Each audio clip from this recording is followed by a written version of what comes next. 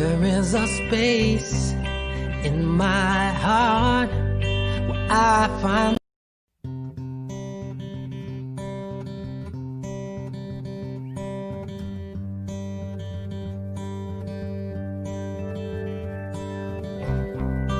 there is a space in my heart where I find the truth. I find me in you, a truth beyond what you may see now. But when we are one, we bring more good about. No matter who or what you call yourself or where you come from, yeah. There is a place in this world with open arms right now. Welcome to love, welcome to peace, welcome to our community. Be who you are, let your light shine.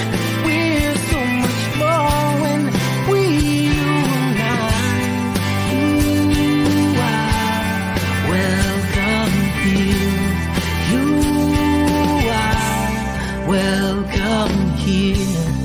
I see with new eyes, allow and unfold, embrace and let go, trust the flow. There's a freedom in love when you follow your heart. Together we are stronger than we could ever be apart. No matter who or what you call yourself or where you come from, yeah. There is a place in this world with open arms right now. Welcome to love, welcome to peace, welcome to our community. Be who you are, let your light shine. We're so much more when we unite. You are welcome here. You are welcome here.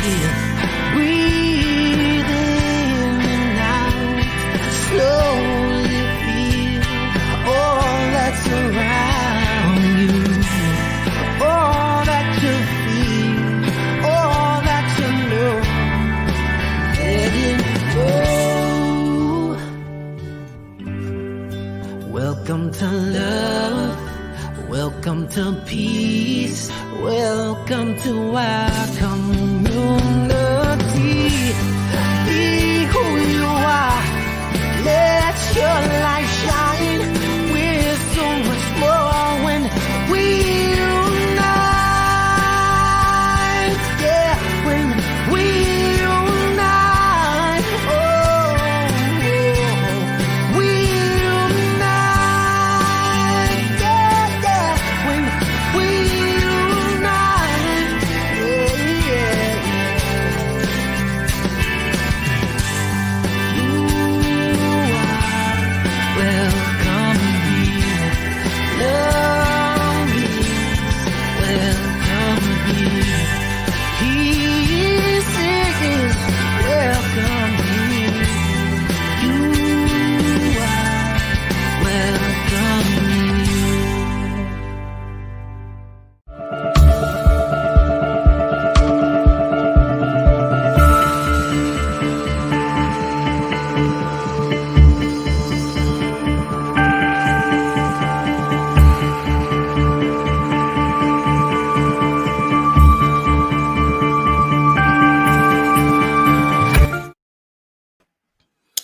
Yes, yes, yes. We are back. We are here, stepping into this moment. Good morning, good afternoon, good evening, good night, and good day to you wherever you are at this very moment in time. I love seeing smiling faces. It just makes me feel good all inside. I feel like I can do no wrong right now. I got sunshine beaming at me. Thank you all for tuning in. into yourself. You tune into yourself, you listen, and as you tune in, you listen, you give yourself permission to be transformed. And that's just what's happening. I am Ade, your transformational agent, your beingness artist. Welcome to another episode of Being You. Episode, what is it? Season 3, episode 3. We're moving along. Today's Tuesday, January 19th, not 16th, 2021. I remember when the idea of 2001 just felt so far. It's like, didn't make sense. Now we're living it. That's like life, isn't it? Today's topic, today's theme is the whiteness of spirituality. If you're saying, yes, I've been wanting to hear this conversation, oh, you ain't seen nothing yet. If you're saying, why they gotta go there? Why are we talking about whitened spirituality? Stick around. You've been wanting to hear this. I'm telling you. And just want to remind you to have a more interactive experience, particularly, which I'm remembering now, there's some things I didn't do, but it is what it is, right? If you're watching the show somewhere else, like apart from my Facebook profile page and the Being You page, as well as YouTube, if you're watching somewhere else, another platform, another page, whatever, we may not see your questions and comments, but if you have questions and comments and thoughts that you want to share, go to Being You podcast page on Facebook, facebook.com/Being You podcast. We'll take you there. Thank you for being here. On Being You, this show is about inviting you to take a look at how you see yourself, how you see the world, how you see yourself in the world, and how you see the world in you.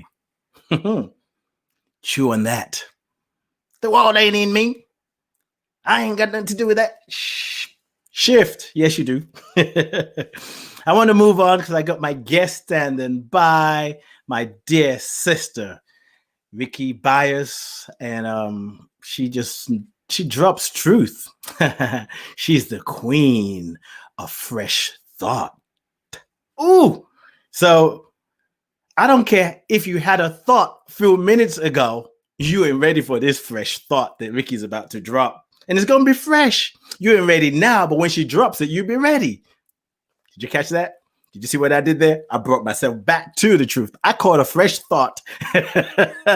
Who am I to tell you ain't ready? How dare me? Anyway, quick announcements. Just for those of you who are thinking of starting your podcast, or maybe you have one and you're looking for another podcast host, I want to invite you to check out libsyn.com, LIBSYN. Why? Because that's the platform that I use, and for other customers, clients that I have, that's where I recommend you could go wherever you want. There are many of them out there. The only reason I'm telling you this is because I'm partnering with them, and because if you sign up with them, you get some hookup. You get the Ade hookup. So if you sign up today's the 19th, you will get the rest of January free and get the whole of February free. Whenever you sign up, always make sure you sign up after the second. Well, actually from the second of the month. If you sign up on the first of the month, you ain't going to get a lot of hookup. You still get hooked up, but you won't get that much of a hookup. If you really want to get hooked up, sign on anytime between from the second. And so you get the rest of that month free and the following month. But don't just go signing up because I told you to. I need you to sign up and use the promotional code. The promo code is Ade, ADE. That's my name. If you forget that, I don't know what to tell you. Also, every Wednesday in America, Thursday in UK, I hang out with my sister, Rickie Byars. We are soulfully fulfilling our mission on earth, and we are harmonizing our destiny. So join us for Soul Fulfilling with Rickie Byars. I co-host with her, and if you haven't listened, you need to listen.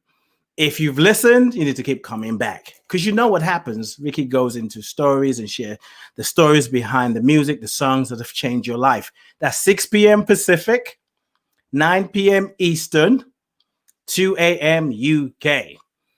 6 p.m. Pacific, 9 p.m. Eastern, 2 a.m. UK. Now, one other announcement that I need to tell you. Tomorrow, Wednesday, January 20th, join me on Om Times Radio.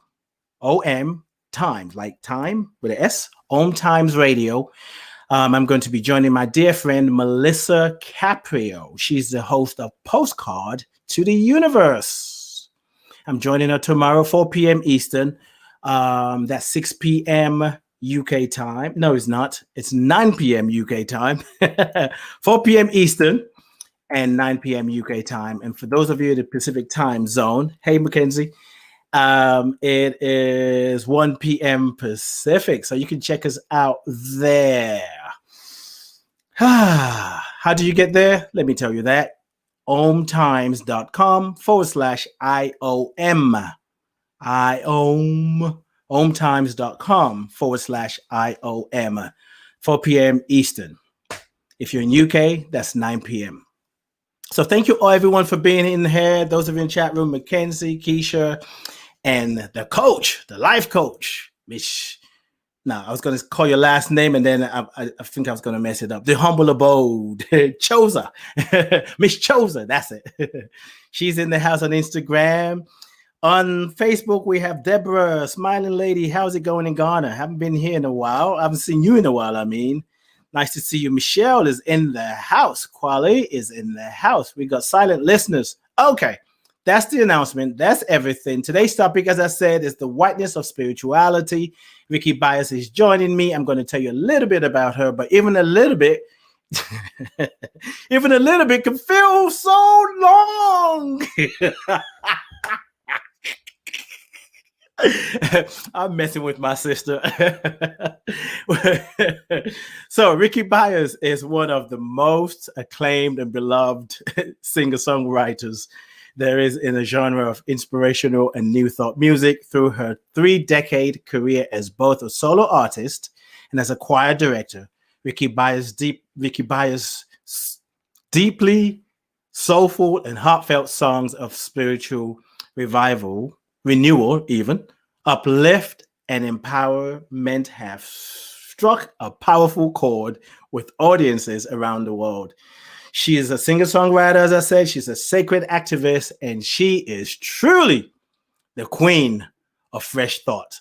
She'll be dropping them. So, ladies and gentlemen, boys and girls, psychics and skeptics, physical beings and non-physical beings, help me welcome my sister, my friend, myself, Rickie Byars, ladies and gentlemen. Yay! Rickie's in the house. Go, Rickie. Go, Rickie. I don't know why I'm doing this, but I think that's what inspired me. You are inspired. You are really on fire today, Ade. I am. I don't know what happened, but I'm not holding it back. Yeah, you ain't holding it back. I mean, I'm honored to be here again. And thank you. You know, I think that you do better just talking about me than reading my bio. You know, there's some people like, well, but who is she really? I hear what you have to say, but who is she? They still don't know. True. I mean, they don't know. You know, they don't know. You know, but I think if they could hear me sing, they would know. And I think that it's not important much. What's most important is what we're doing right now. Yes. And that is communing with each other, sending that resonant tone out into the universe. Yeah. And, you know, that queen of a fresh thought, I think I got to get another title for myself. I'm kind of tired of that. She just had a fresh thought, ladies and gentlemen. She get rid of that one now. Just say queen. And then I'll join the legions of queens and kings, because we're all queens and kings. It's done it as we really deliver and truly know of ourselves. So I'm thankful. Thank you. Yeah. You're welcome. You're looking pretty regal, you know. So you're representing. Yes. And I hope I'm kind of like looking kingly. I tried my best. You are kingly, my brother. Okay, you actually, I think you've mastered my first name. Now do the last name. Anifa Woshe. Give me a high five, Rickie. You're the best. You're one of 2 or 3 people. Huh? I stumbled though. I stumbled. Well, I got to but do that. I need for Rickie, watch. I need for Rickie, watch. you got it. But here's the thing. I mean, I tell people this. There are friends that I've known, particularly in America, 6, 7 years, and still cannot pronounce my last name. Yeah. And I'm like, forget it. Just call me Ade. It's Yeah. okay. But it's cool. Yeah. I ain't tripping. I'm up there with the Oprahs and the Ellens. Just call my first name. Are you laughing because you like the joke, or you're saying I'm not up there with them? Which one is it? Oh, you way up there with them. You know.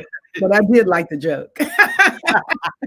Oh no, you up there with them because you. I mean, you know, I don't consider them to be any further up than you. You know, it's like us. They're doing what they love to do, and yes. and they're turning on the world.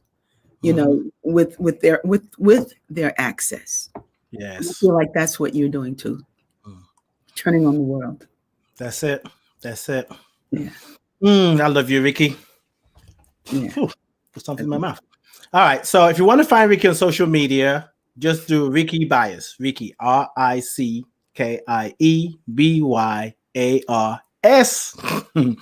And on Facebook, Instagram, Twitter. I feel like you and I, when we're talking, there's always this other conversation we're having on another level. Always. That's the reflection of the universe, because there's always something else going on beyond what we could see. That is so true. That is like that is so calling the shots, you know.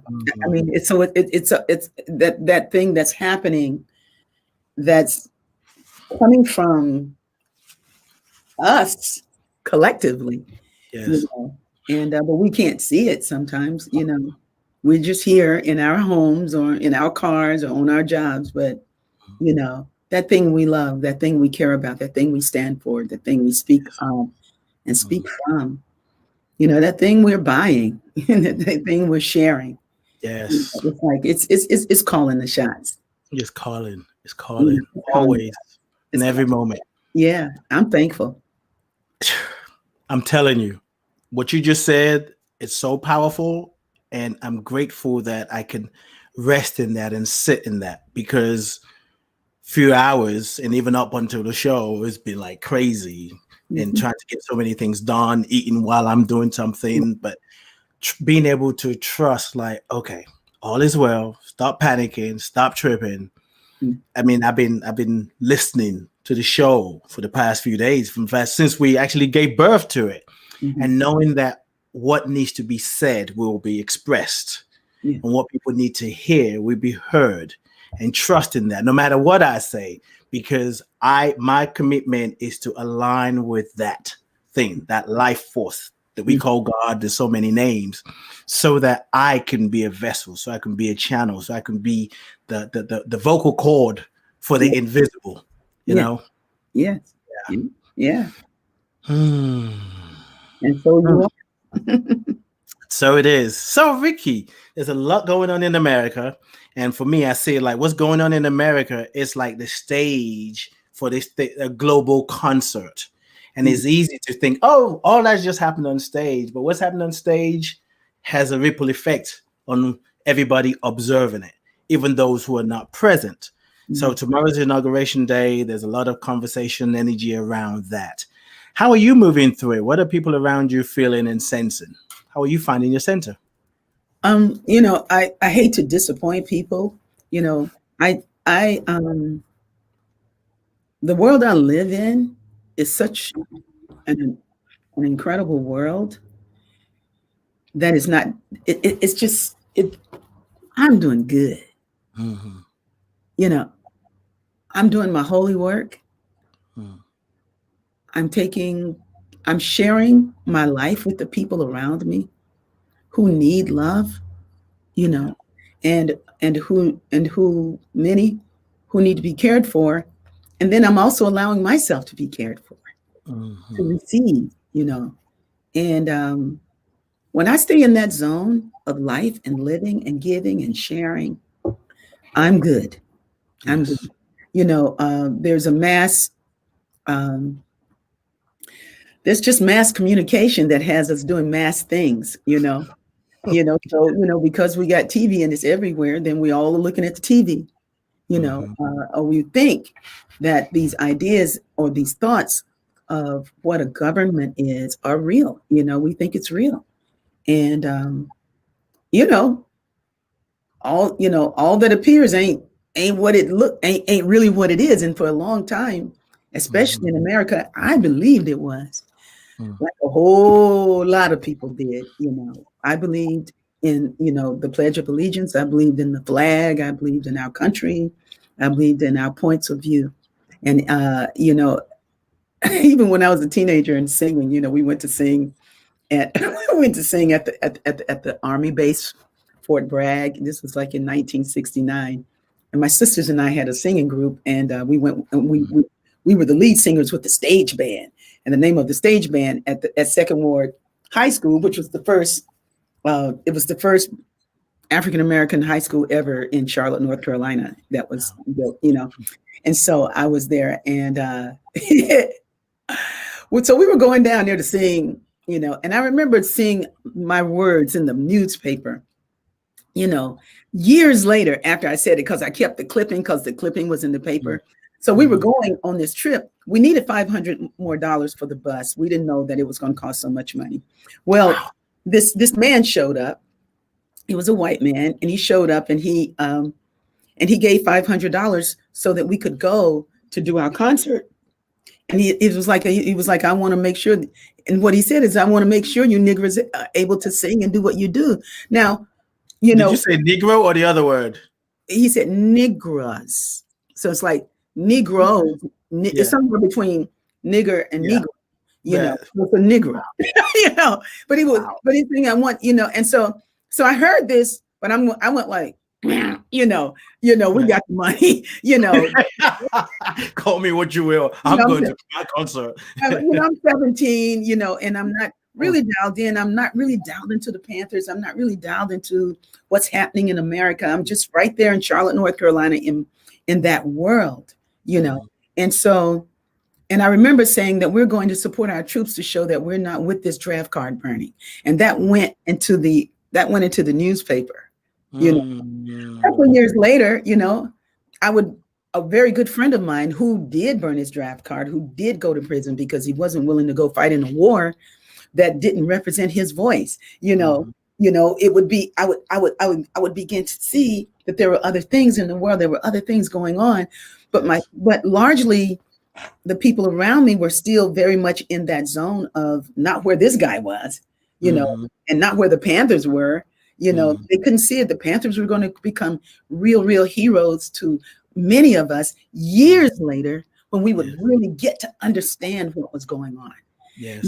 And so I'm here in this bubble, but it's not a bubble. I feel like I'm on the ground. I feel like everybody else is in the bubble, And so I just hold the consciousness of love and compassion and just keep doing what I came to do.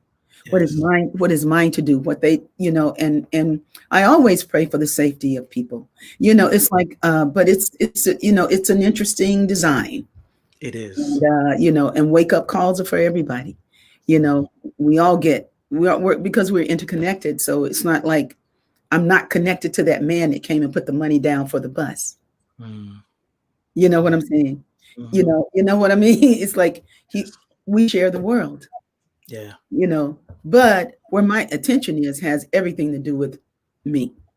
Yes. Where it flows. And so, I'm watching what they're doing, but I'm tending to the people around me. I know, that's right. The people who just lost their sister, from lupus and COVID combination, the people who just lost their brother, the people who wondering where they're going to live next week because they don't have enough money. The people, it's just like there's a lot that, the people on the street on these tents, it's just like and I know, there are folks who were going like, well, who's in Washington has everything to do with that. It's like, yeah. And I did, I'm still waiting. Yeah. He said, I'm still waiting. In the meantime, you keep moving. In the meantime, I'm doing what I came to do. That's right. That's right. I've been singing through several presidents. I've been singing, shucks. You know, even when I went to Fort Bragg. Yeah. You know, you know, it was deep, you know. So it's like you know, we do what was ours to do. We did bring a good show to Fort Bragg. I gotta say, we rocked. That's right. What is that? I wanted the album. I can't remember the album, but you did the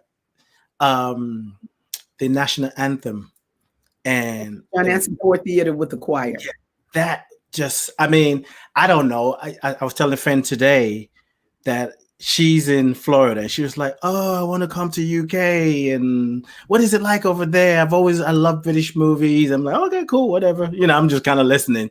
And I was telling her, I said, you know, as I've been telling people, I'm a Nigerian man born in UK who feels more at home in America. And she was like, "Wow, let's switch places." And I don't know, I just have a connection to America and the craziness that's happening. And I know that because I was born there, I get to experience it differently. And it doesn't mean I don't see the craziness. I see the craziness. Yeah. But there is something about the anthem when I hear it, beyond the words, it does something for me. And when the Agape Choir did it, it's like, I mean, I can literally listen to that. And sometimes I'm asking myself, what's wrong with you? You're listening to this and you're having a God is calling.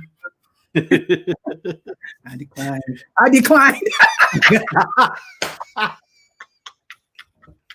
You put God on hold? That's how you roll. I wish I knew how to cut it off.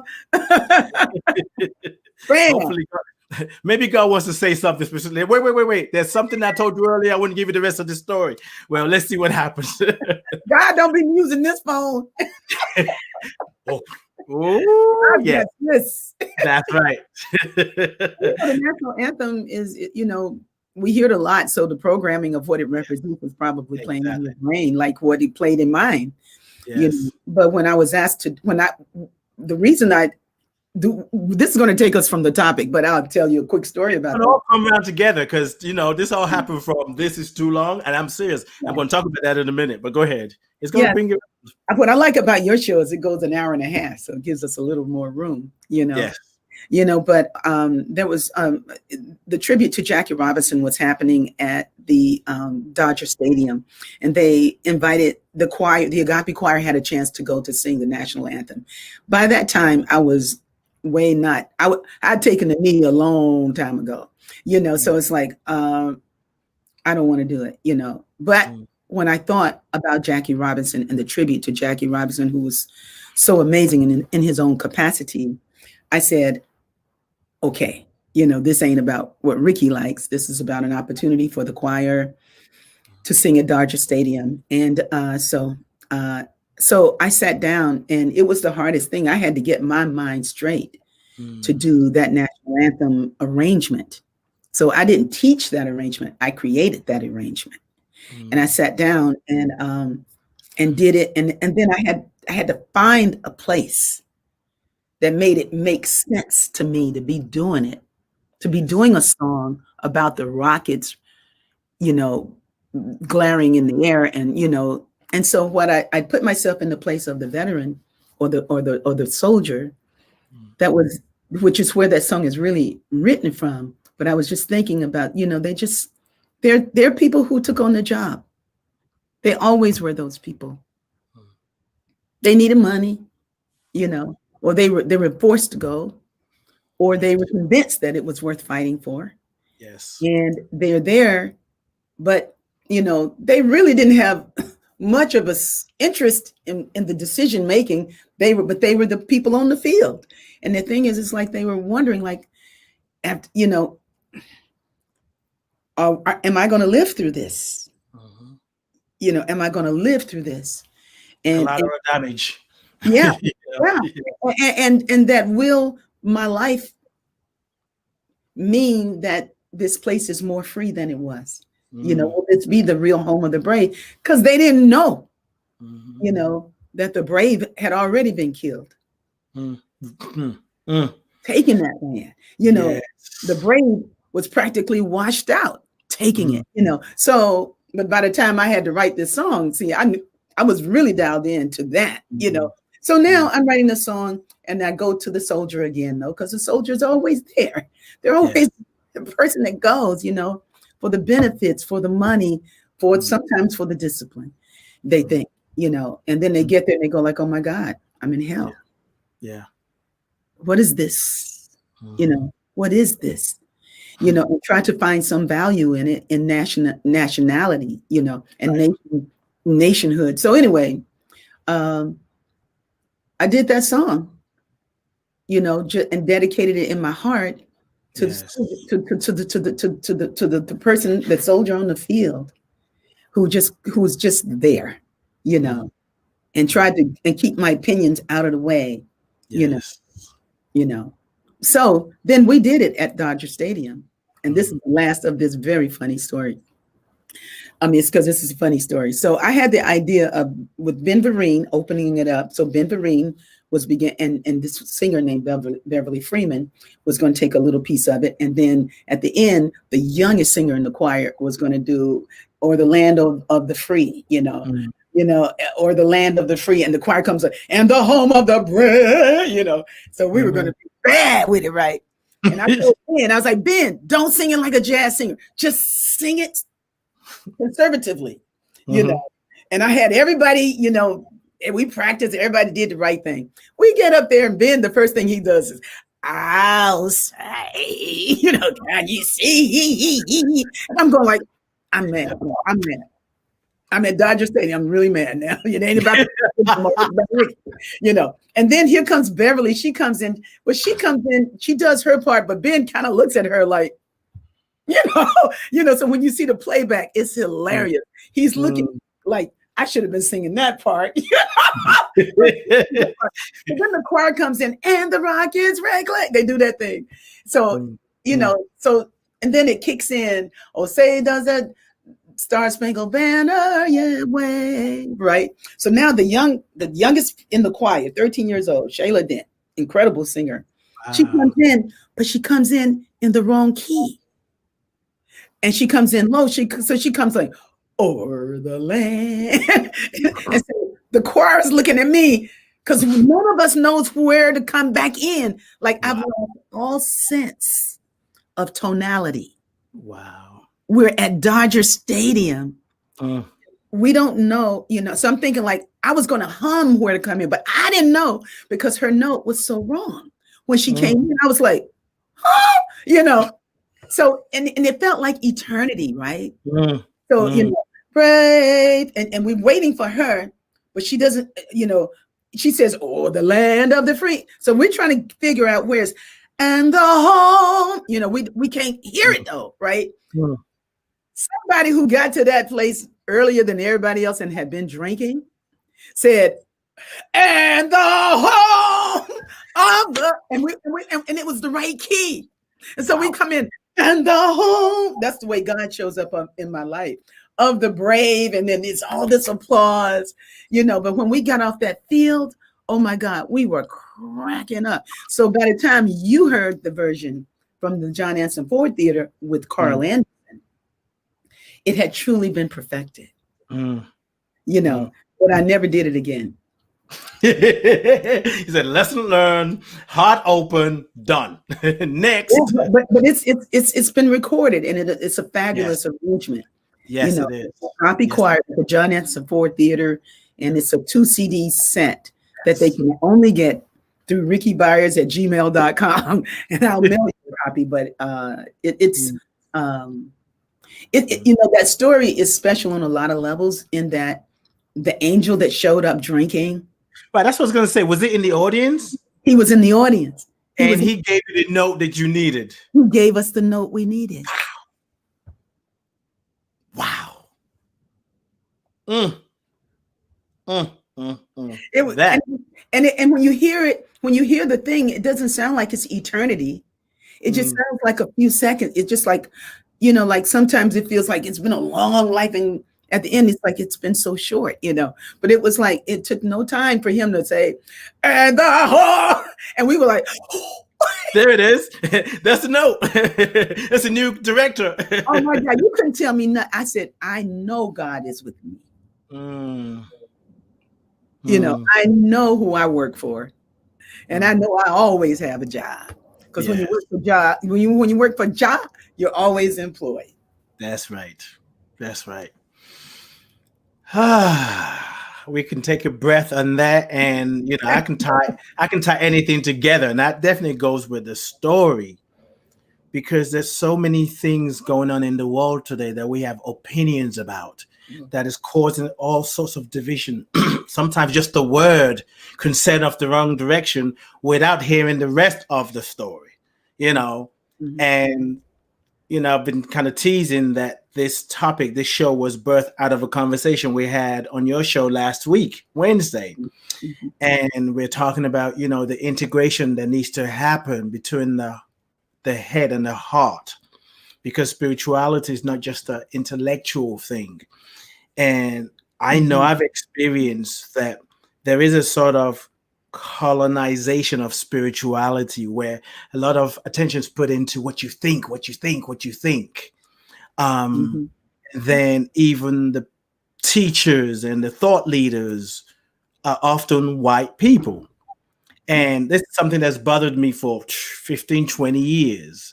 Like, you know, the Hay House Conference. I used to remember back then, it's like, why does it have just white people? Or maybe, you know, most of the white people and Deepak Chopra, or Lisa Nichols, or Iyanla Vanzant, or Michael Beckwith sometimes. It's like, why don't we have these conferences reflect the world that we live in? And I just actually was, at that point, I said, because I'm the kind of person, when I see something that could be different, I'm going to do something about it.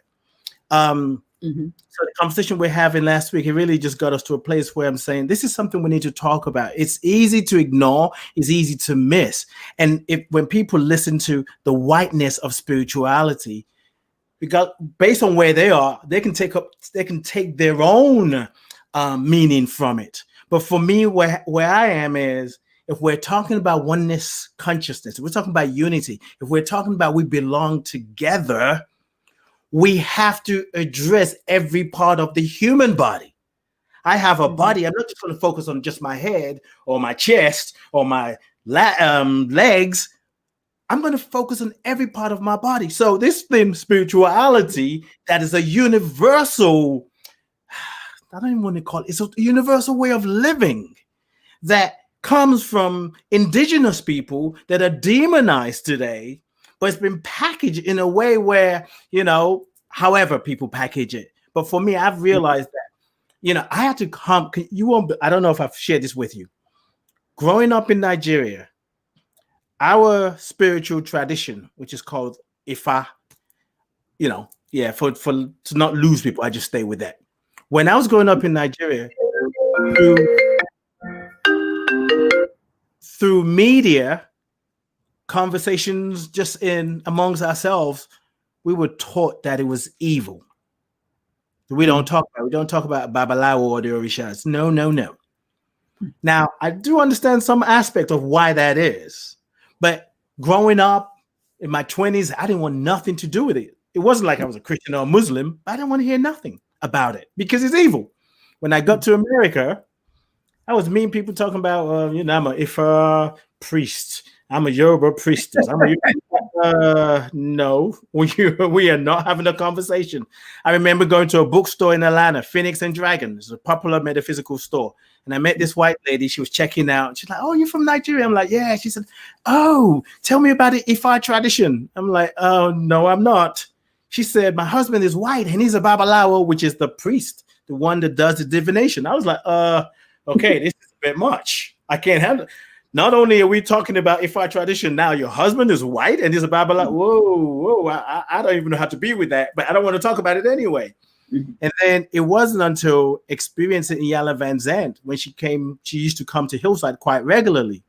And Iyanla would say that she's a Yoruba priestess. Yeah.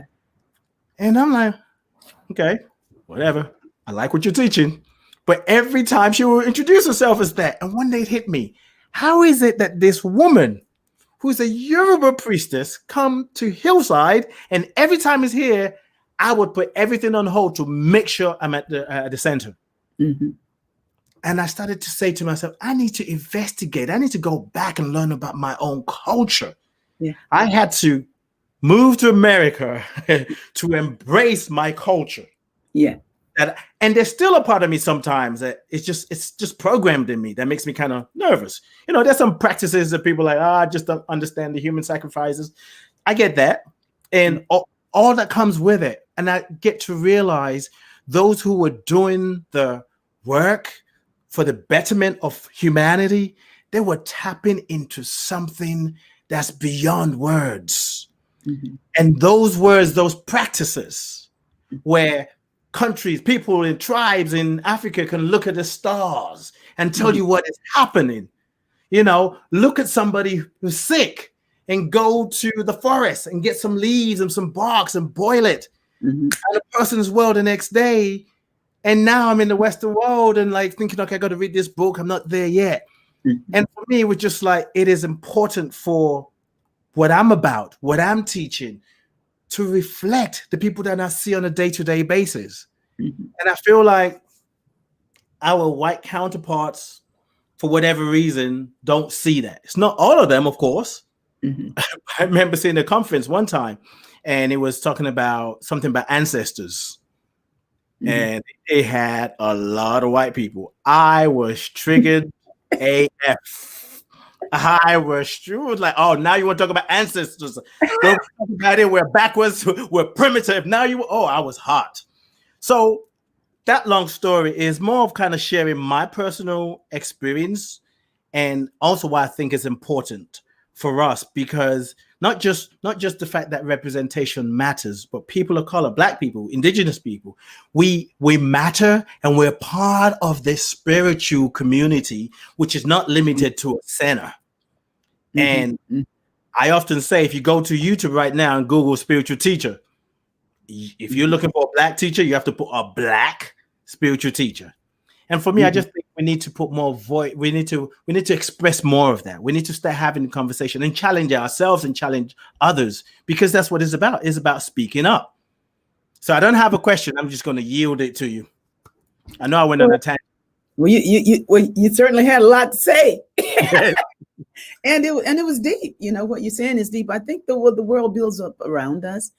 And sometimes, you know, I just think we expect too much from sometimes we expect more from the prevailing order. It seems like it's the prevailing order, but just because it's the prevailing order, it doesn't mean it's the divine order. It just means that it's the prevailing order. It doesn't mean like you build your own. I mean, and it doesn't mean like you're not building your own communications here. You didn't wait for them to include you here or include you there. You made your own, you know, and eventually they'll find out that you exist, and they'll invite you. You'll be the Black one that is, you know, if that's what you're waiting for, you know. But I know what you mean. Right, you're not waiting for that. You know, it's like the thing is, it's like what I discovered, and it seems you said a lot when you talked about indigenous ways of life, indigenous teachings. You know, it's kind of like almost, you didn't say indigenous versus new thought, but you said the Western way. But we're talking new thought here in particular. I am, because I came into what was called new thought, you know, kind of like I came into America, period. You know, it's almost like you walk in, you're a Black person, you come here and you're not connected to your tribe. You don't know your Igbo or your Ifa or your Hausa or you don't know, language, as an African American, you're cut off. You don't know, you know that you're not even 100 years out of slavery, and you're this little Black girl in America, you know, and you're finding your way according to what it is that has been given to you. Largely what you get, if you're lucky, is some good old Pentecostal, Baptist, Methodist, African rhythm, you know. If you're not lucky, and I'm gonna scratch that luck altogether, because wherever you find yourself, you're in your right place.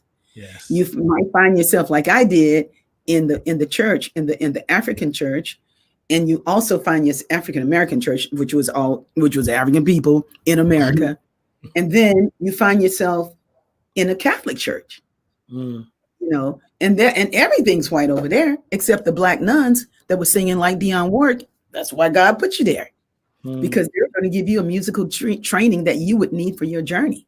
That we're not just here making ourselves up. You know, we're here to fulfill a purpose. We're here to express what is truly divine in us. We're here to wake up and to be what we would be in that awakened state. That's why we're here. That's what I believe. You know, so all of these different scenarios, whether you're from Nigeria to the UK to America, or me from South, you know, we found ourselves, then we're grown and we find our way into these little communities. Yes. You begin to look at it and you're going like, well, why isn't a Black person up there? I mean, you know, it's like, why would I want to be there? Mm.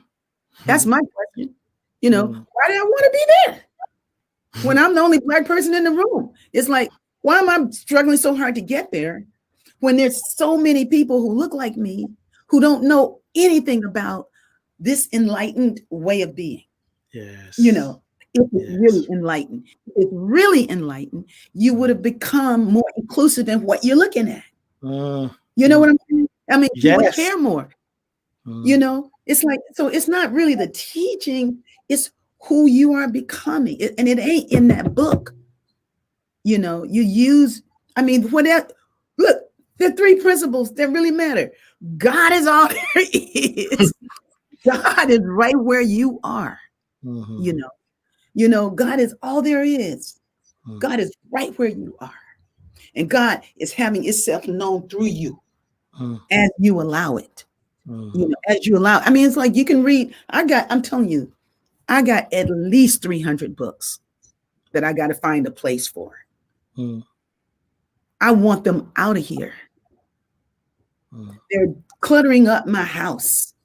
Somebody else might need to read that just so that they can get inspired with the beauty of what life is. Yes. And what it can be. And not just for white people, but for everybody. Yes. You know, and there are good white people in the world. I mean, there are people in the world that ain't just white. They're great. I mean, white people didn't make themselves white. Okay. No more than you made yourself African. You know what I'm saying? Right. Yes, exactly. We came in as we came in. So we can't be defined by the color of our skin. But so many times when we're looking at organizations and they look like a whole lot of white people are there, you know, it's like, but white people look at stuff and go like, wow, there's a lot of Black people there. I want to be over there. You know what I mean? And sometimes they're not necessarily welcome. So, you know, but, you know, when you open up and you go like, you know what? You're welcome. Yes. You're welcome here. Yes. You know, let's get it on. Let's raise the vibration. You know, I'm not trying to be diverse just because in my new way of being. It's like, hey, I'm doing this because we're revealing something together with the way it feels together. It's not political. Right. You know, it's not political.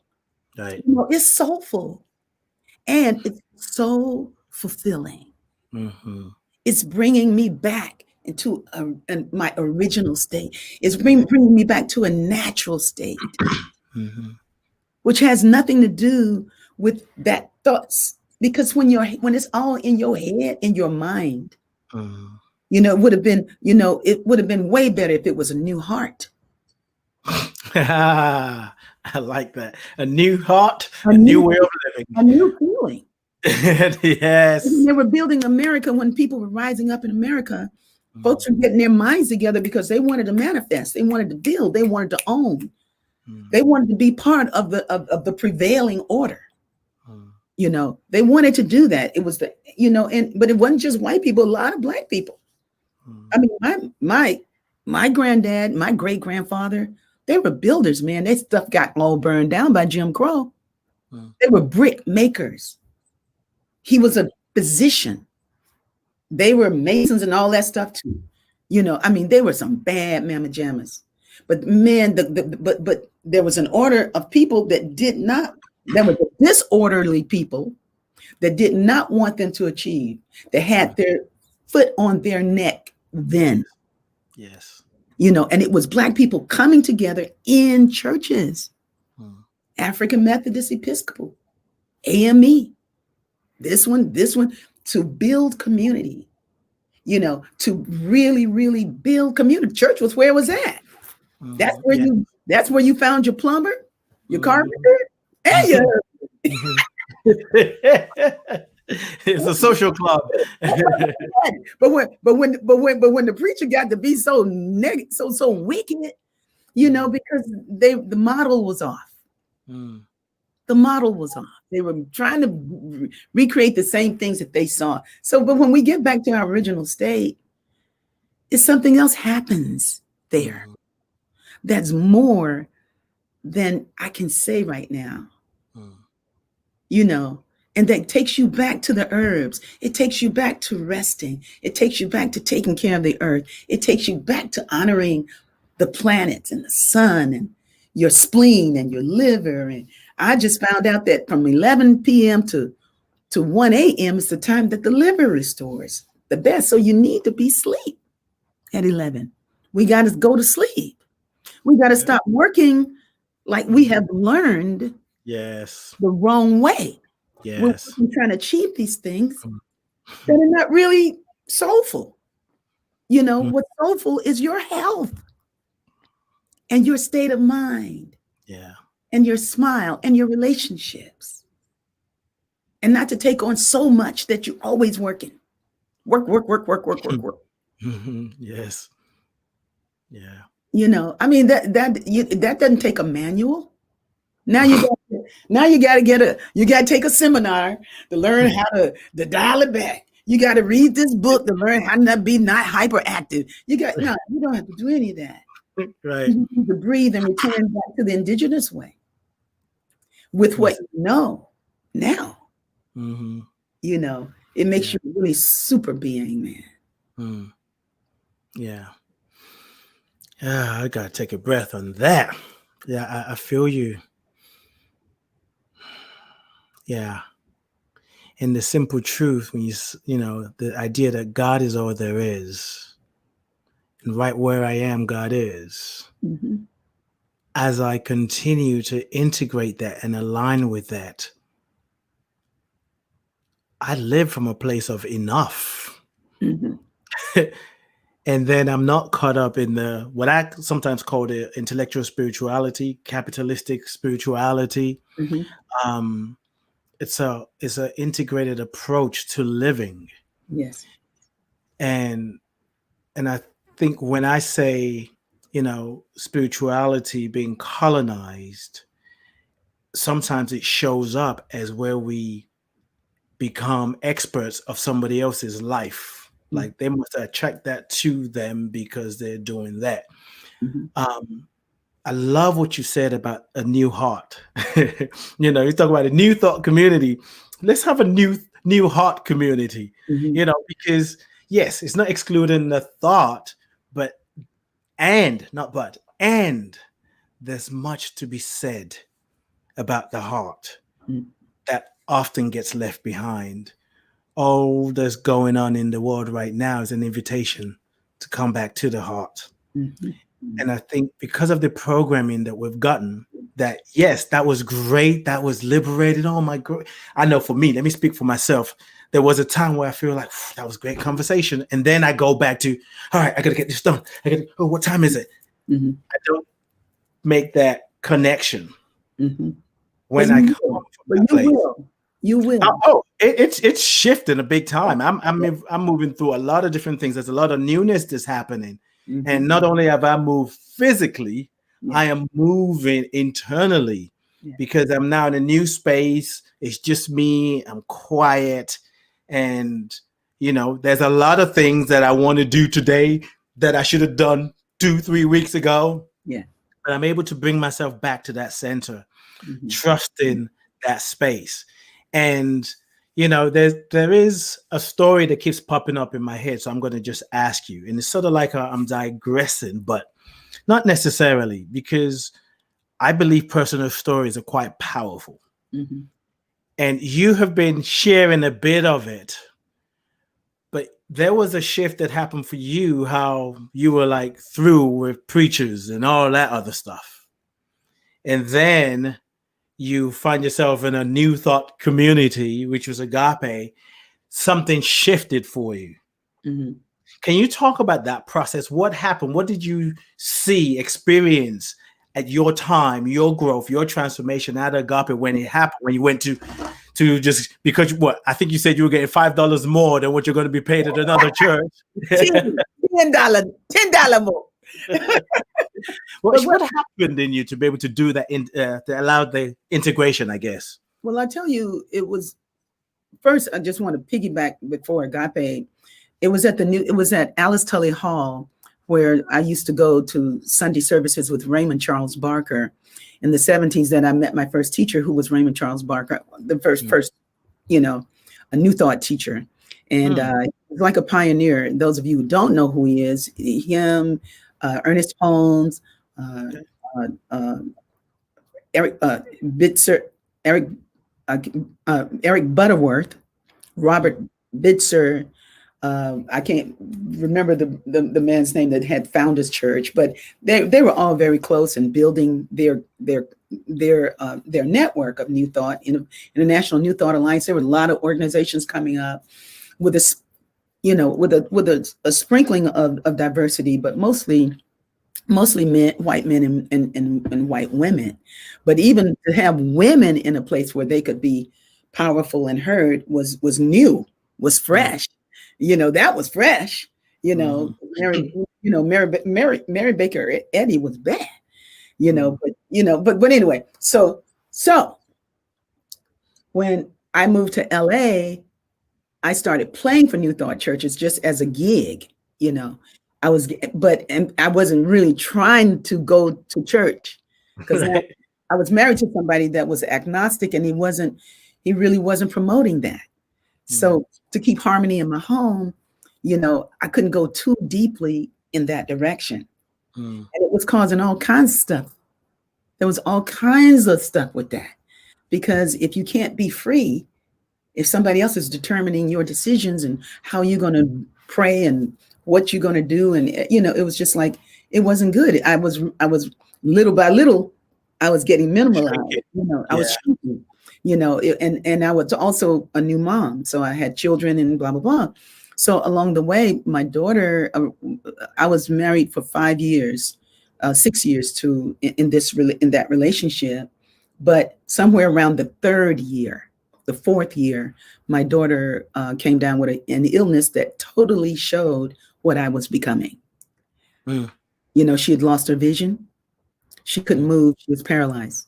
So for 6 weeks, she was in the hospital blind. Wow. Not able to move, not able to speak, and the journey all of that would eventually bring me to Agape, but within that, there was a minister that said, well, if, I was like, well, they're telling me she's going to be blind, and I'm not accepting that. And we pray about that. And he said, well, it may very well be God's will for her to be blind. And that pissed me off. That's when I was like, no more. I forget it. They can't tell me nothing. He told me the wrong thing. I did not want to hear that. And so when I got the call to come to Agape, it was with that kind of energy, because I was so disappointed in what he gave me. And by the way, her sight came back. I didn't know. I mean, she's become the great Georgia Ann Muldrow, of course. Yeah. That was an austerity for her, as it, she came from me. She came to save me, man.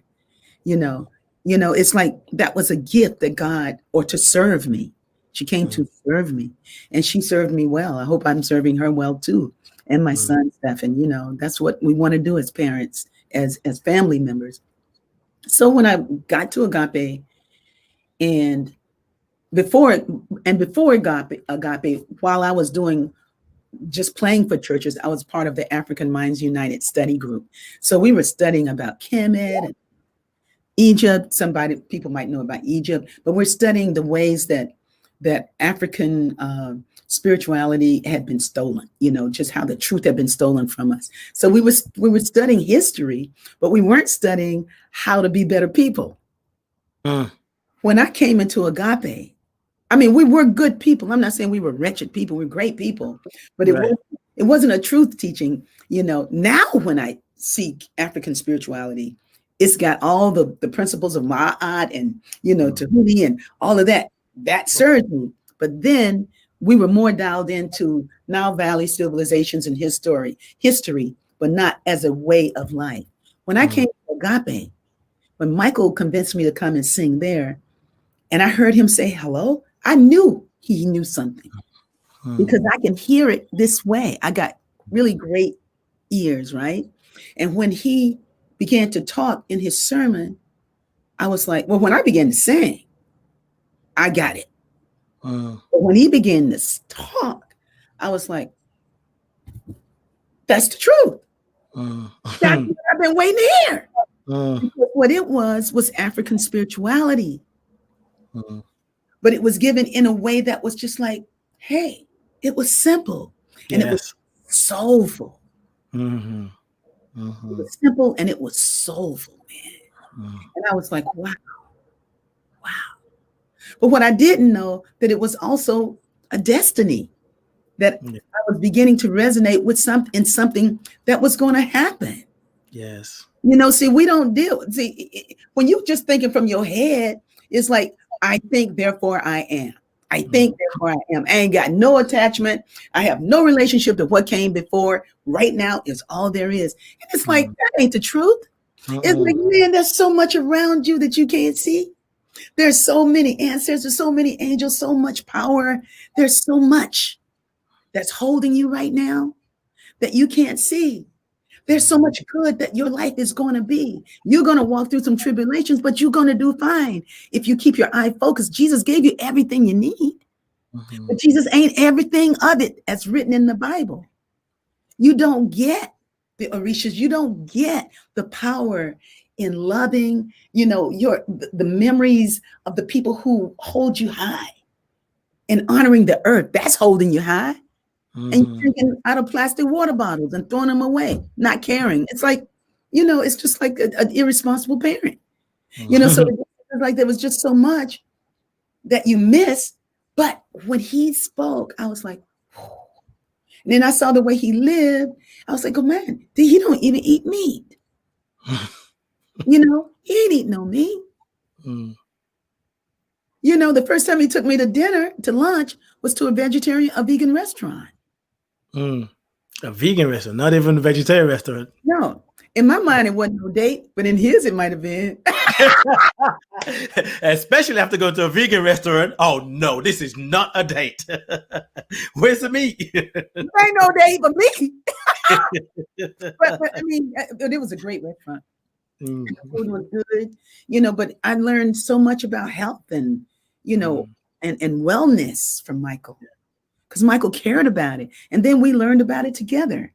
The closer we grew and the further along we grew, the closer, I just wish, and this is a very honest moment, I just wished that I knew and honored more of the ritual that the community bestows, like in Africa, where the parent gets to say, you know what? That's a good person for you. I mean, not politically, but in the where it's supposed to be. Where the family dials in and go like, you know what? He would be good with her. And where we would wait to be together instead of the way it happened. But it happened like it happened. Yes. And it flourished like it flourished. And the music is the testament of it. It's like sometimes, you're born out of wedlock. You know what I'm saying? Yes. Sometimes you're just one of those babies, Yes. You just had to cut because you had to be born. That's right. That's right. You had to be born. And so we make the best of it and we go on and live our lives, and hopefully,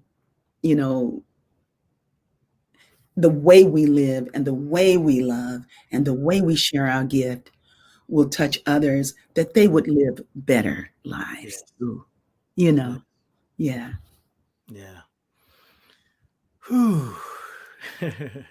So that's what happened. You heard and felt the truth. I think of African spirituality, which is something, I don't know now, maybe 10 years, 15 years ago when I started to learn more about it. Yes. Again, I was in America.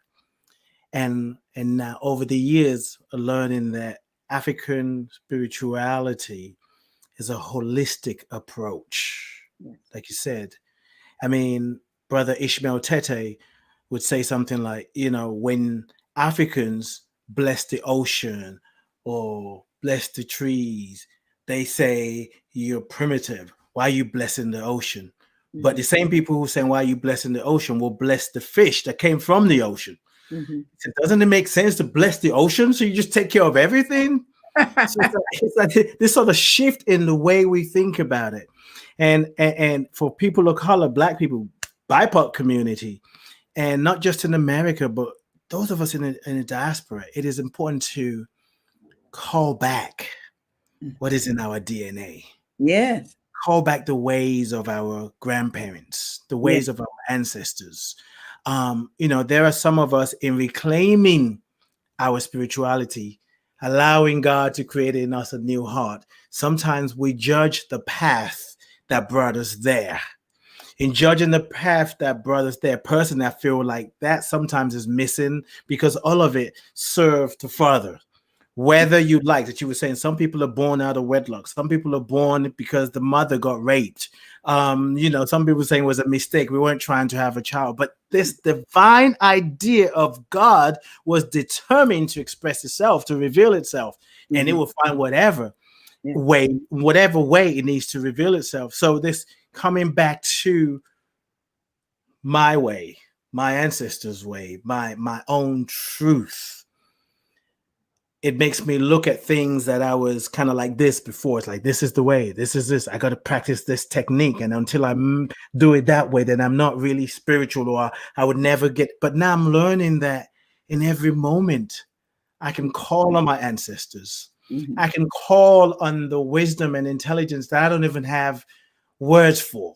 Mm-hmm. Like times I'm working with a client and they're going through something, they share what they're sharing with me. And I'm like, I have no idea what to do with them right now. Because we've ended up in some territory that I don't even know. I don't want to just talk to the head.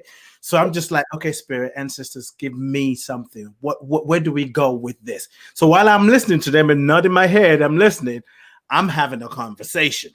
Yeah, I'm having a conversation. And then when it's time to talk, something comes up that makes me go, damn, that was good. But I would say that it's important for us to reclaim the truth about us, and not reclaiming it based on how we have been judged, mistreated, oppressed, like trying to define ourselves based on the judgment that we've received from the culture of white supremacy. But who am I outside of this? Who am I before white supremacy was an idea? Who am I before I actually became a human being?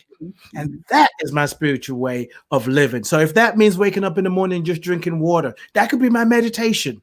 Mm-hmm. If my words are just thank you. Mm-hmm. And then from there, if I get an inspiration, when I get an inspiration to do something that's never been done before, I will trust the power, the presence in me, those who came before me to show me the way. Mm-hmm. Because I kind of digress one more here, this whole thing about, I heard a joke by Chris Rock recently, it was on YouTube, and he was talking about racism. And the way he phrased, I can't remember exactly, but I'm going to paraphrase it. It's like, how racism show up is kind of financially. He said, this is what he said, I'm quoting him, but what you going to do? Come over here and get me. In America, I probably wouldn't be able to say this, but it was saying, Whole Foods doesn't have to tell you they don't want black people shopping there. They just don't have to put Lowry's. Lowry's is a season for those who don't know. Seasoning. I didn't hear the joke. Okay, go ahead. What did he say? Well, he was saying, but however, if you're picking up an orange that says $7 a pound, that's the same thing that you don't belong there. It's kind of funny, but for me, it's like we got to reclaim the idea that Black people are eternally, forever poor, and we're not wealthy. We are, we're sort of so far behind that we have to keep up. Yes, on some level, I get it, but we have to go back to who we are, the truth, the essence, the wealth that lives in us. Hey, go ahead, Rickie. I can feel you. The farmers markets. Yes. That existed before the Whole Foods. I mean, it's like the planting of our own food. And I mean, just having a garden. I mean, Whole Foods is expensive for everybody, not just Black people. I mean, it's like a lot of people can't, they call it whole paycheck, and then there's a boutique store between my house and where Whole Foods is that I go to. And this store is so expensive. And my daughter was cooking like she needed some Lowry's because I don't use Lowry's, right? But George would be using that Lowry's, right? The Lowry's seasoning salt. You know what Lowry's is? Yes, yeah. It brings out the best. They got the salt. Yeah. You use Lowry's? I didn't. Because actually, maybe I put share, but I didn't when I cooked. I'm not really a fan of cooking, but I do cook because I have to eat. But I don't go all that out. I don't go out like that. Well, I use tamari. Tamari is my salt of choice. My seasoning. Tamari? T-A-R-I. Yeah, it's like it's a fermented soy sauce, but it's really delicious and it makes cabbage and vegetables taste really good. But they have it at Whole Foods. But anyway, so I was trying to find some Lowry's, and I went to the other store, and I'm going like, I know these people. I was like, they didn't even have. I said, do you have matches? Because I needed some matches, right? The matches, like box matches, and they were like, oh no, we don't have matches. I'm thinking like, well, I know you don't have Lowry's.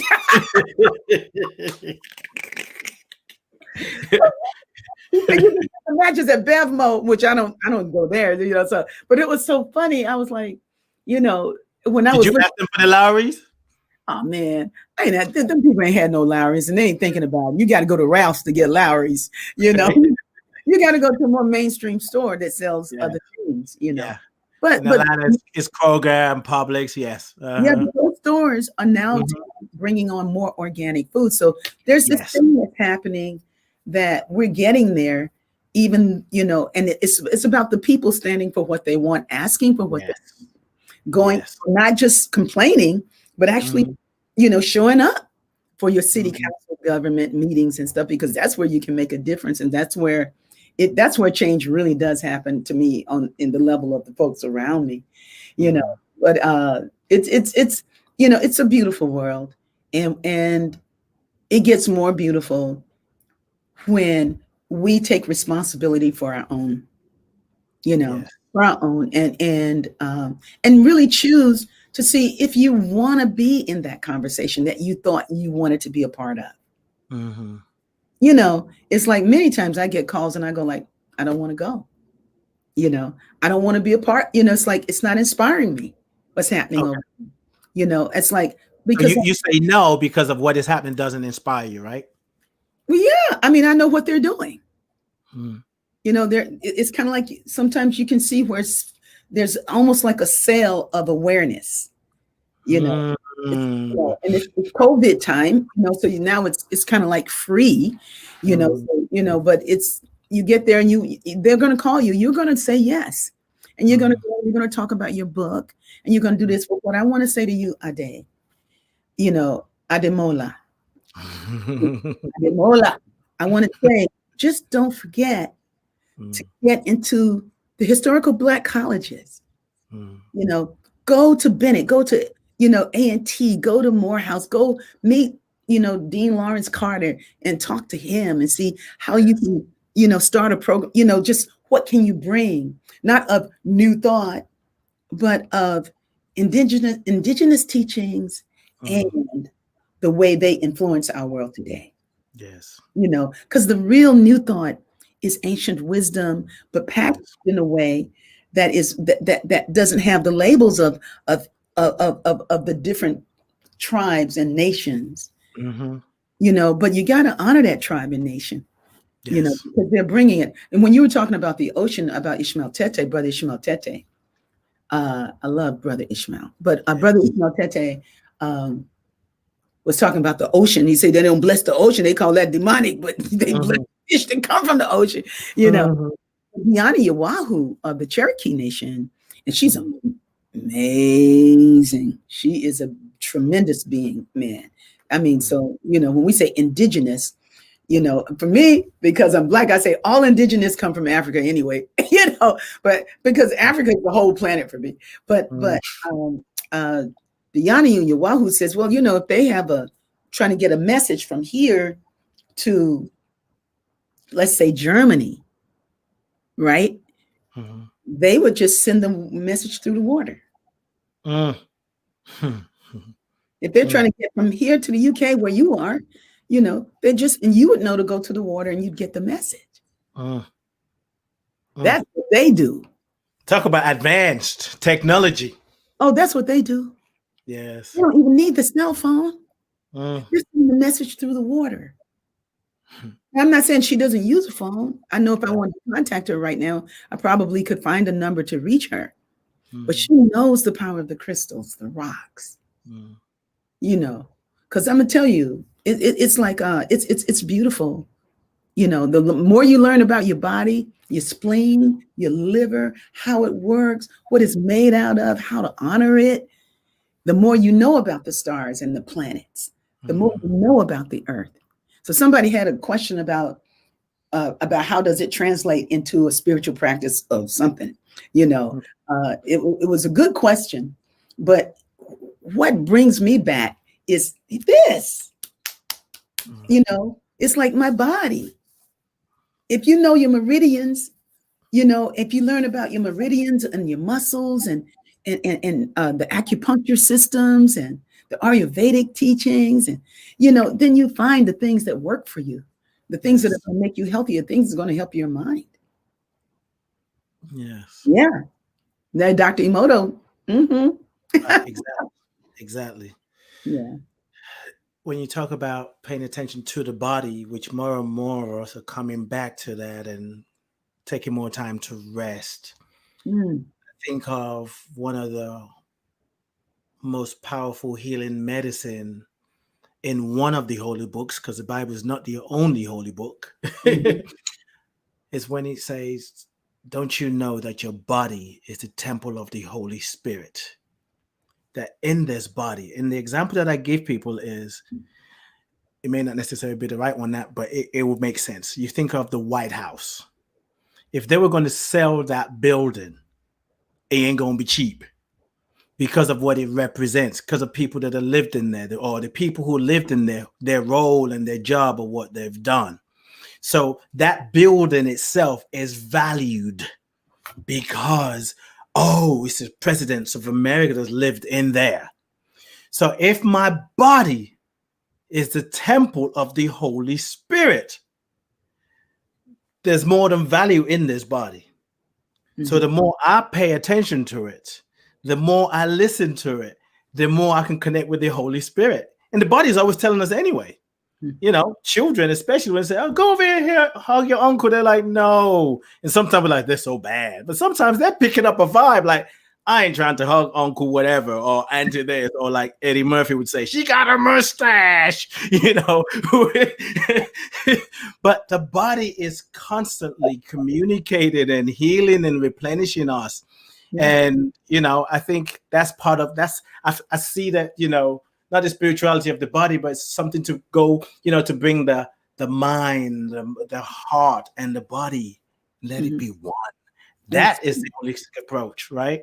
Yeah, the mind, the body, and the body, the mind, the heart, the spirit. Yeah. I mean, it's a whole unit. Yeah. It's a whole system, and it's a powerful system.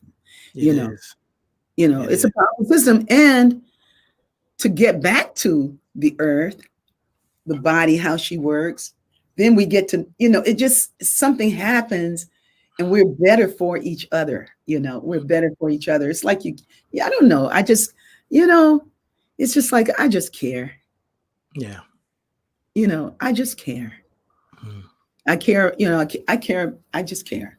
And I don't, and then I don't care about being parts of other things. That some of those things paid me well back in the day. But I'm here to tell you, I was the speck. in a sea of snow. And the thing is like, and that ain't a bad thing, because snow needs to get inspired too. But I'm going like, but when do I get to talk to Black people? Right.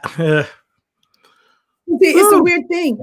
Yes. When you don't get that, when you get like, you're making money and you're going places and you're talking to people, but the audience don't look like you. The people who look like you, it's like, where are you? And then when I finally get there, it was like, it's love. It's just like, oh my God, how much stronger can we be together, inspiring each other?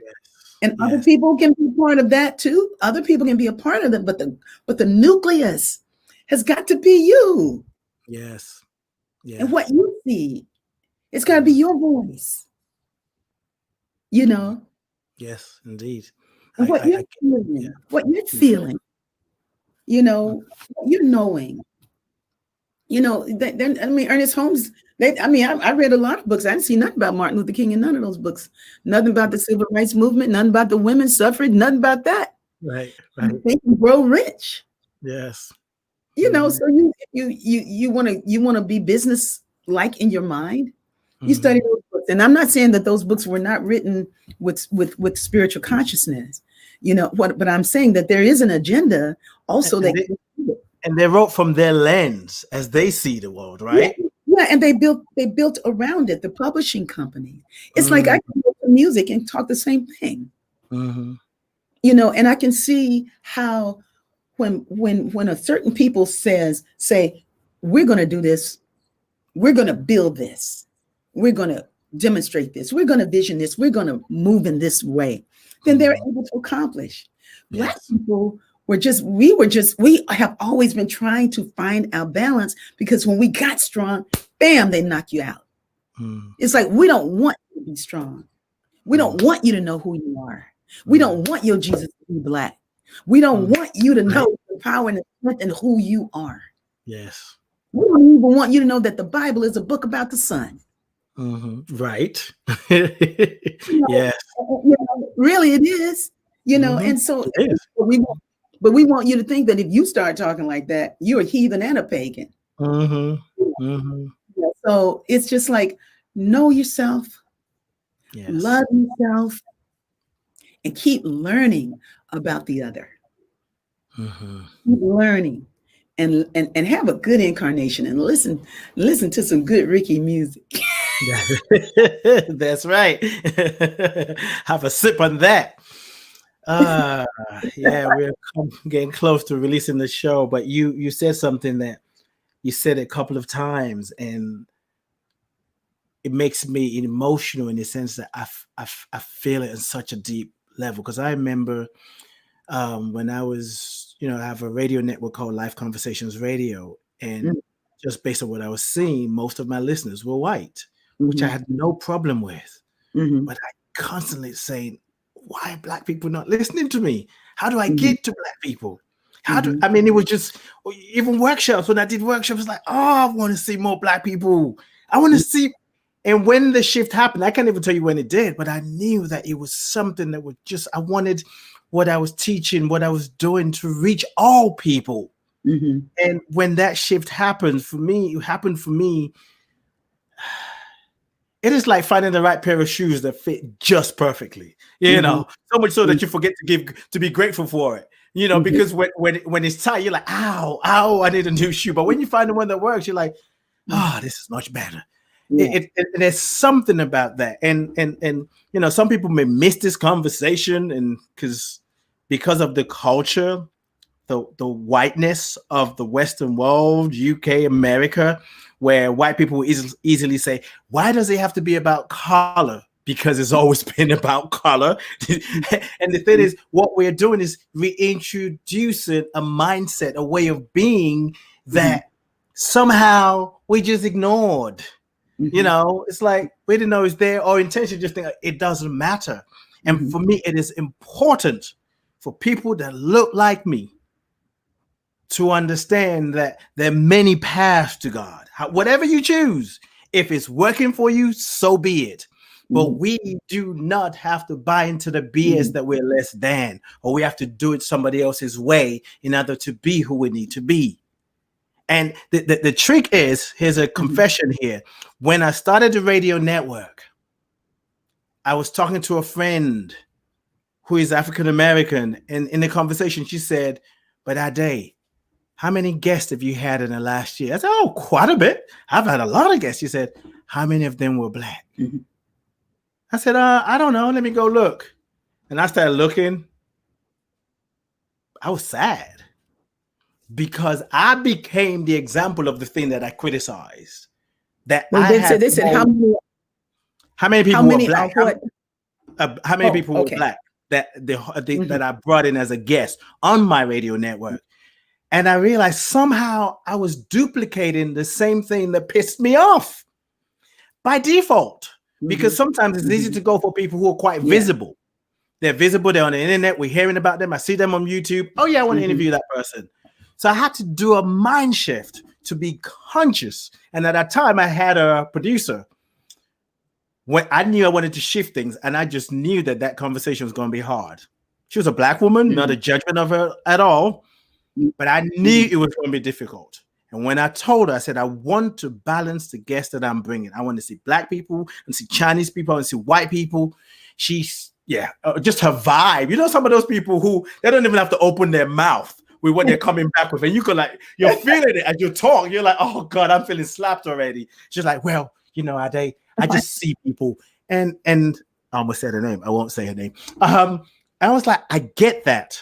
But it's important for me to have a balance, to have a balance in people that I'm talking to, because I want what I teach and what I know to, I want the world that I live in to reflect all people.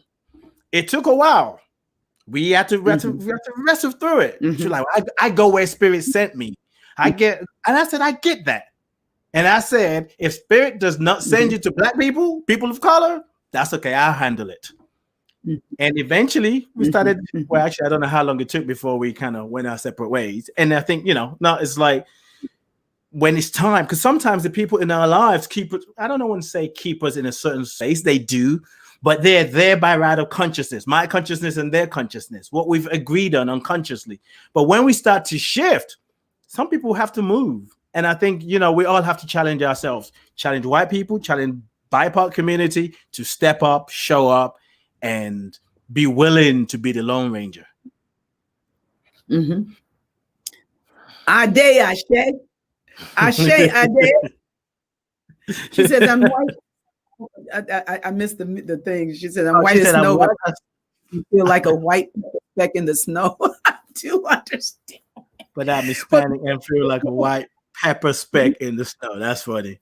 This has been such an interesting conversation. There was so much that we didn't cover that is important, I think. But one of the greatest things I want to leave us with in the small time we have is that I conducted the Agape Choir for 32 years, 30 years, 30, and I left Agape after being there for 32 years. That's a long time, and that's a whole adult.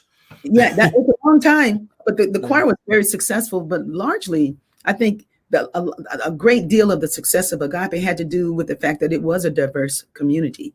And so people would feel comfortable there. White people felt very comfortable there because white people were there. Yes. White people loved the choir because white people were in the choir. That's right. You know what I mean? And they sang well. They sang my songs, but I just wanted a choir. But the choir was like all kinds of people. And I learned how to love all kinds of people. And that was easy because it's easy for me to love. Yes. Easy for me to love. And it was the best sound. It's beautiful music. It was just a great time in my life. And I'm very thankful for those many years of all of that diversity and all of that love. But I'm here to tell you, in the B hood, to be singing with What That Do, getting that soulful tone, that also has its magic. That is wonderful. You know what I mean? It's kind of like returning home. Yeah. It's almost like I went into the field, and into the world, and then I came back to a tribe that's very, very in the soul here. Yes. And it's not just because they're Black people. It's not that at all. It's where they are on the journey and where we get to meet face to face, heart to heart, soul to soul. Yes. So she's right. It's not about the color. It's about the vibration. Yes. It's about the vibration. Yeah. And it is, and every color has a vibration, Well, right? that's a new conversation. And that's why all the colors needs to be amplified. Those of us in the BIPOC community, we need to amplify our voices, to speak up, to rock the boat if that's what's necessary. Martin Luther King rocked the boat. He kept rocking the boat, even though he's sort of like packaging the man that had a dream. No, he didn't have a dream. He had a vision. Yeah. And most of us that were posting things, and it's like, how many of us wanted to live the life he lived? And some of the things he talked about 50 years ago, we're still going through it because we package all the Mandelas and the Mother Teresa in this little package. And, oh, isn't that amazing? They're a saint. Oh, no, we're here to rock the mother, father boat. Well, that's what I'm saying. That's why people are looking at TV, wondering about the inauguration. I'm rocking the boat.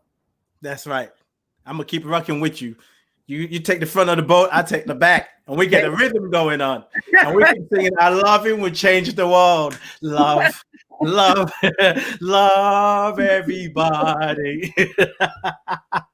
Love you. Yes, thank you, Rickie. Thank you.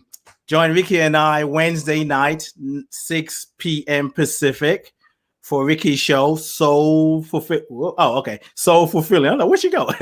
Soul Fulfilling on her platform on Facebook and YouTube.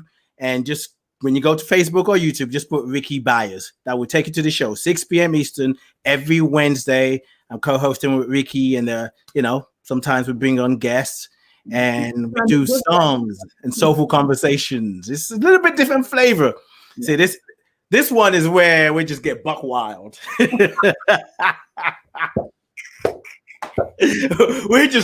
give ourselves permission to just say whatever we're feeling and knowing. In that place, we say what we want to say, whatever we're feeling, but we put it in a musical note. Mm-hmm. So people take it in, it's like, ooh, that went down nicely. Like the after effect is expansion. It's like, I want more of that, but I don't know what I was served. Rickie, that I am. What do you want to share with the listeners? Anything, what you're up to? People can go to rickiebyars.com to find out more. The B Hood, literally, the letter B, hood.org. The radio, B radio. B-Hood. It is? B-Hood. Oh, okay, B-Hood. Okay, I knew that. I just wanted to see. I was just trying to see if you were listening. Yeah. B-Hood. Anything else you want to share with the listeners? It's about the Sunday devotionals on Sundays. That's really happening at 10 a.m. Just join us on Facebook or rickiebyars.org. You can come through any kind of way. YouTube, rickiebyars.org. Can you hear me? Yeah, I can hear you. Yeah. And so I just wanted to share that because that's really happening. Okay, Rickie, I'm just looking at B-Hood. Something in me shut up and said, so B-Hood is not you. .org. Oh, it is the org. Okay, I said, yeah, B-Hood.org. That's it. Yep, got it. Yeah. Got it. Yeah. Just wanted to make sure. Thank you, Rickie. Thank you for allowing me to walk with you a little bit this morning. It's been divine. Well, thank you for walking with me. And I could have had this conversation with a better person. You just the right person to have a conversation with the experiences that you've had and so many things. As you said earlier, I thought this conversation was going to go a different direction. My producer and I, we knew how this conversation was going to go, but it's taken a life of its own. And that's just how it is. Yeah. Thank you for all that you do. Thank you for the songs, for your music. Thank you for healing the world and just helping people return back to themselves as they return to love. Thank you, Rickie. Thank you. Peace and blessings. Woo. Life is good, is getting better. Thank you, listeners. Thank you all for being here. And I invite you to, take what you've gotten from here and translate it into action. Put it into action. That's how you embody it.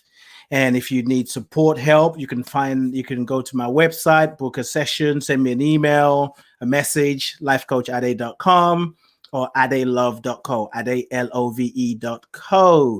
As I said earlier, join me tomorrow Wednesday, 6 p.m. Pacific for Rickie's show, Soul Fulfilling.